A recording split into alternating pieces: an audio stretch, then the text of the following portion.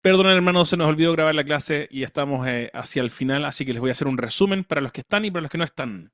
Hoy vimos Éxodo 19 como la gran vocación que empuja toda la narrativa del pueblo de Dios, la vocación de ser una nación santa y un pueblo de sacerdotes, que tiene que ver justamente con la idea de una nación santa, es decir, santos como Dios es santo, un pueblo semejante a el Dios santo, pero además un pueblo de sacerdotes que quiere decir un reino, perdón, de sacerdotes, es decir, un reino, un pueblo destinado a vincular al Dios eterno, al Dios santo, con el resto de la humanidad. Entonces, cuando vemos en Éxodo 19 esto, que de alguna manera es como el prólogo de la ley, se establece como la identidad que va a ser expresada en los 10 mandamientos en el capítulo siguiente, en Éxodo 20, pero además también va a ser expresada en cada una de las leyes que van a venir, las 613 leyes que hay en el Antiguo Testamento.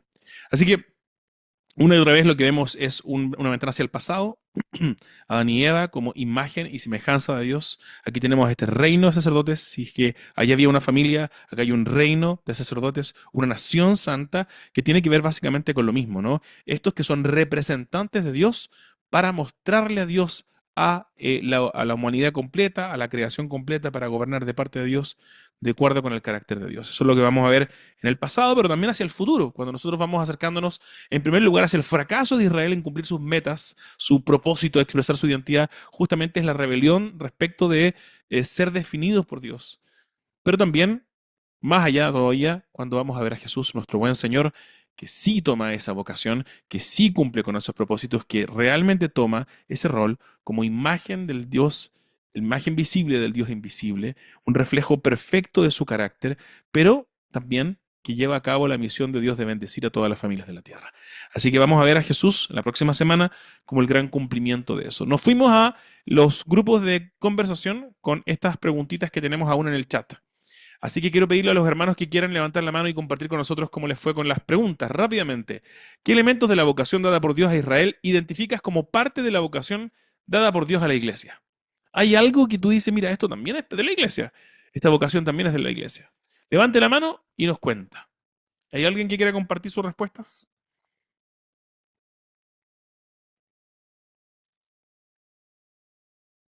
Nadie quiere compartir sus respuestas. Ahí está, no. José, Josefo, cuéntenos. Bueno, soy palo blanco. No, mentira. Eh, Mira, nosotros comentamos que hay cosas que se repiten desde el Antiguo Testamento hasta el Nuevo Testamento, y esas son que Dios quiere que su pueblo se destaque por ser un pueblo fiel a Dios, que ame a Dios, y Dios también se deleita en este pueblo. Esa comunión es algo que trasciende Antiguo y Nuevo Testamento, y también que Dios quiere unidad de parte de su pueblo, que su pueblo refleje su gloria para la bendición del resto del mundo. Eso también trasciende Antiguo y Nuevo Testamento, mostrar eh, quién es Dios para el resto del mundo y bendecir a través de ellos. Gracias, Josefo. Es súper importante lo que mencionaba, esta dimensión de alguna manera como comunitaria, ¿no? Cuando pienso en la imagen, la semejanza, cuando pensamos en un reino de sacerdotes, al tiro se nos va la ilusión de que esto es algo que podemos hacer solos. Dios no te está llamando a ti a ser la imagen y semejanza de Dios como individuo. Te está llamando a ti como parte de la comunidad de la iglesia a ser imagen y semejanza, a ser un miembro del reino de sacerdotes y la nación santa. No quiere decir que nosotros renunciemos a nuestra responsabilidad, sino que esa responsabilidad se lleva a cabo de manera adecuada dentro de una iglesia, dentro de la iglesia de Cristo de la tierra. Y por tanto es muy lindo ver que en realidad a veces vemos iglesias chiquititas o nuestras propias vidas imperfectas y después levantamos la cabeza y decimos, ya, pero espérate, efectivamente hay un pueblo de Dios a nivel global que representa a Dios, que lleva misericordia, que lleva gracia, que lleva paz, que lleva tantas cosas a las personas que no lo conocen. Así que es algo muy lindo verlo. Em, gracias, José. Había alguien más que tenía la mano levantada y de repente la bajó. No sé si... Ahí está, Claudio, por favor. Cuéntenos, ¿qué elementos de la vocación dada por Dios a Israel identificas como parte de la vocación dada por Dios a la iglesia? En la conversación nosotros identificamos dos cosas. Uno es el monoteísmo y el segundo aspecto sería el apartarnos, porque era un pueblo apartado para Dios, para la devoción a Dios. Mm. Que luego nos dimos cuenta que ese apartado con Jesús cambia un poco porque Él nos invita a mezclarnos con el mundo para difundir el Evangelio. Mm.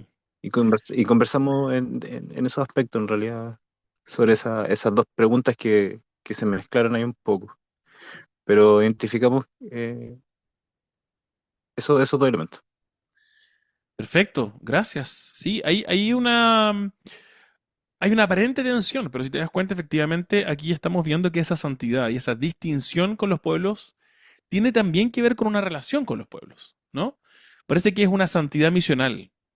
O sea, la razón por la cual deben ser santos es para mostrarle a los pueblos cómo de bueno es Dios, cuán increíble es Dios, este Dios hebreo. Y lo vamos a ver al menos algunos destellos en el Antiguo Testamento, por ejemplo, cuando viene la reina de Saba a escuchar de la sabiduría del rey Salomón y de su buen Dios sabio que lo guía en todas estas cosas. No hay muchas, lamentablemente no hay muchos ejemplos de ello, pero hay algunos. Y parece estar siempre en la agenda de Dios, ¿no? Esta em, bendición de Dios sobre el pueblo, no es solamente para el pueblo, sino que es sobre todo para todas las naciones de la tierra. Quiere que esto sea un reflejo, una luz a las naciones, constantemente. Y eso lo vamos a ver también más desplegado en el Nuevo Testamento con Jesús, sin duda. Bien, vamos a la segunda. ¿Qué elementos identificamos como distintos? O sea, y dijimos ahí varios elementos que se repiten, ¿no? Son de Israel en el Antiguo Testamento, pero también son de la Iglesia en el Nuevo Testamento. ¿Cuáles son los elementos que no se repiten? Estos son de Israel, pero en realidad no son de la Iglesia. ¿Hay alguno? Levante la mano, comparta su respuesta. Gustavo Delgado, cuéntenos. Sí, nosotros encontramos varios y, por ejemplo, cuando se hablaba de que el pueblo de Israel tiene que ser un pueblo apartado, era un pueblo escogido, era un pueblo con el que Dios había decidido relacionarse a través solamente de ese pueblo. Nos escogió a todos los pueblos. Entonces, en ese sentido era muy exclusivo. Pero eso no, esa exclusividad cambia al comenzar a relacionarnos por medio de Cristo, porque ahora a través del Evangelio cualquiera puede pertenecer al pueblo de Dios si, quiere, si confía y pone su fe en el sacrificio de Cristo. Entonces ahí hay un elemento que es distintivo. Lo otro es que ya no necesitamos intermediarios como sacerdotes para relacionarnos con Dios, sino que ahora podemos relacionarnos a Dios directamente por medio de a través de su Hijo, de creer en su sacrificio. Entonces ahí tenemos también un cambio en la forma en que nos relacionamos, ya no dependemos de un sacerdote, sino que ahora nosotros somos los sacerdotes que nos podemos relacionar con Dios. Y lo otro que igual comentaban los chiquillos era que no necesitamos como ir a un lugar, como un monte santo, como un templo para estar delante de la presencia de Dios, sino que ahora Dios está asequible para todos nosotros en cualquier lugar y podemos acceder a él. Así que esos fueron los puntos como diferentes que encontramos. Gracias, Gustavo. Efectivamente hay una diferencia de grado quizás, pero no de clase, ¿ah? Ojo, porque en el Antiguo Testamento efectivamente vamos a ver rápidamente. Es más, ya en este capítulo, Dios le está hablando a un pueblo mixto. No hay solamente una etnia. Para Éxodo 15 tenemos grupos de personas no israelitas que salen de Egipto junto con los israelitas y que de aquí en más son considerados Israel. Más adelante incluso vamos a ir descubriendo que más pueblos paganos, más personas de otras etnias, digamos, se suman a Israel y de ahí en adelante son considerados Israel, ¿no? Ruth la Moabita, Rahab, no sé cuál sería el gentilicio de Jericó, jeriquense, no sé. Pero hay varios de estos ejemplos que incluso estas dos mujeres en particular van a aparecer en la genealogía de Jesús al comienzo del Evangelio, que es muy interesante, ¿no? Parece que para Dios son parte del pueblo de Israel. Respecto al sacerdocio, hay un concepto católico romano, no todo es malo en el mundo católico romano, que a mí me parece muy útil. Ellos hablan si no me equivoco, hablan de el sacerdocio vocacional y el sacerdocio, No me acuerdo cómo le dicen, pero en el fondo es el sacerdocio, la diferencia para distinguir que el sacerdocio de todos los creyentes no anula el oficio sacerdotal. En un sentido, la iglesia sigue siendo un pueblo de sacerdotes. Los pueblos paganos siguen necesitando alguien que les predique, alguien que les lleve el evangelio, alguien que los acerque a Dios, alguien que ore por ellos para que el Espíritu Santo venga a hacer su trabajo. Y en un sentido, el oficio sacerdotal específico, ¿no? Ese sería el sacerdocio de todos los creyentes. El oficio sacerdotal específico sigue siendo ejercido por el sumo sacerdote, que es el Señor Jesús, ¿cierto? Él es el único sumo sacerdote.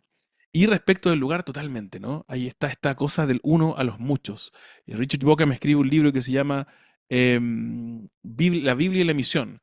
Y él habla de este patrón, de lo uno a los muchos, de una familia a todas las familias de la tierra, de un lugar a todos los lugares de la tierra, hasta los confines de la tierra. Y ahí está, ¿no? Hoy día no necesitamos ir a Jerusalén, no necesitamos ir al templo. De hecho, es curioso que después de las palabras de Jesús rápidamente el templo es destruido, casi como una cosa providencial para evitar que nos obsesionemos con el templo, porque Jesús ya ha dicho, en todos los confines de la tierra, donde ustedes se reúnan, donde el pueblo de Dios está, allí está el templo, ustedes son el templo del Dios vivo. Así que muy interesante, muy, muy interesante. Gracias por esas buenas preguntas. Jericontino, dice Richard.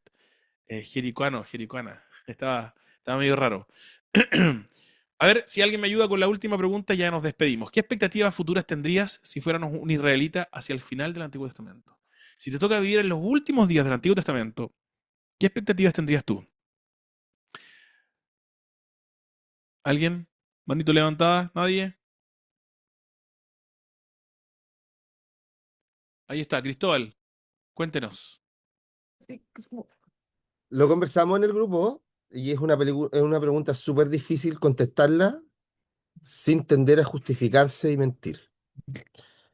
¿Por qué? Porque hoy día hay un dicho que dice que después de la guerra todos son generales. Entonces, nosotros estamos mirando en retrospectiva lo que Jesús ya hizo por nosotros y lo que nos vino a mostrar. Pero en aquel momento la promesa y la idealización de este Salvador era completamente distinta. Y no estoy tan seguro si no hubiese sido uno de esos, muy personalmente, no estoy tan seguro de que en aquel momento no hubiese sido un israelí más esperando este Salvador de arco, flecha, espada que viene a liberarnos.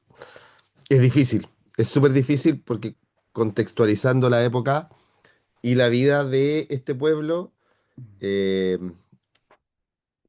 es entendible que la imagen puede haber sido esa. No sé si no habría sido yo uno que pensara así, por mi parte. Qué bueno la honestidad. Es bueno reconocer que en realidad nosotros también hubiéramos hecho tonteras como hubiéramos estado Mm. medios confundidos como Pedro, como ¿qué más? Como Andrés, Felipe y el resto. Josefo, y ahí ya nos despedimos. Cuéntenos, Josefo. Sí, bueno, comentamos que en verdad habían razones para poder tener esperanza, en base a las palabras de los profetas, en base a la historia del Antiguo Testamento, el Pentateuco, pero también había muchas razones para estar totalmente desamparados, sin esperanza, porque claro, todas las guerras, todas las derrotas, la falta de moral espiritual y la falta de templo y la falta de lugar y de como guía espiritual. Entonces, como los mandatos eran tan colectivos, tratar de vivir la vida espiritual de manera solitaria era una cosa muy extraña, muy difícil de poder practicar, creo yo.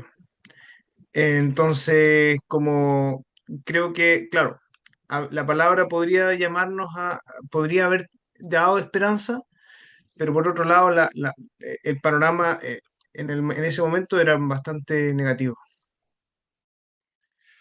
Muchas gracias, Josefo. Efectivamente, tenemos hacia el final del Antiguo Testamento un panorama un poco decepcionante, ¿no? Pero está esta cosa rarísima. Por un lado, la realidad es decepcionante, por otro lado, los profetas andan con un bombo, con trompetas y con trombones anunciando que el reino viene y no se ve, ¿no? Y uno dice, pero ¿y dónde? ¿Pero cuándo? ¿Pero cómo? Y así termina el Antiguo Testamento. De hecho, es interesante que la distribución hebrea El último libro del Antiguo Testamento es Crónicas. Crónicas, que es un recuento de la dinastía davídica, ¿no? El contraste de cómo David, este buen rey, pero que fue sucedido por estos reyes corruptos. Y termina así como, pucha, y algún día vendrá el descendiente de David. Pero estos no son el descendiente que estamos esperando. Termina en puntos suspensivos esperando justamente el buen descendiente de David. Y adivinen cómo comienza el Nuevo Testamento en Mateo. Genealogía del Señor Jesucristo, hijo de Abraham, hijo de David. Eso es lo que vamos a ver la próxima semana. Así que nos vamos a despedir en oración, hermanos, y nos vamos al descanso. Padre Santo, te damos gracias por este día para aprender de tu palabra. Gracias porque hemos aprendido de nosotros, de nuestra propia historia. Hoy, Señor, entendemos mejor nuestra identidad. Te pido por cada uno de mis hermanos, para que el Espíritu Santo venga a habitar en ellos, para que su entendimiento no quede en la cabeza, Señor. Que baje al corazón y aterrice y se encarne en sus vidas poderosamente, para que vivan en el poder del Espíritu Santo, como un pueblo de sacerdotes, como una nación santa, como miembros de la nueva humanidad, para tu gloria, para su deleite y para el beneficio de un mundo que lo necesita. Ayúdanos, Señor, a serte fieles al reconocer y someternos a la definición que tú nos ofreces de nosotros mismos. Ayúdanos entonces, Señor, a vivir con nuestras vidas contadas según tu poder, según tu voz, y no según nuestras propias opiniones. Te pedimos esto y te pedimos que nos des descanso esta noche en el nombre de Jesús. Amén. Bien, amigos, muchas gracias por acompañarnos. Ha sido un privilegiazo. Les voy a abrir los micrófonos por si quieren desordenarse un rato ahí. Ahí sí pueden activar sus micrófonos. El Señor les bendiga a todos. Gracias. Bendiciones, pastor. buenas Chao, noches. gracias. Gracias. Ya, vale, chao, chao. Buen descanso. Aguante el grupo. Bendiciones. Aguante. Adiós. Bendiciones. Saludos de quien fue. Bendiciones. Bendiciones, hermanos. Descansen.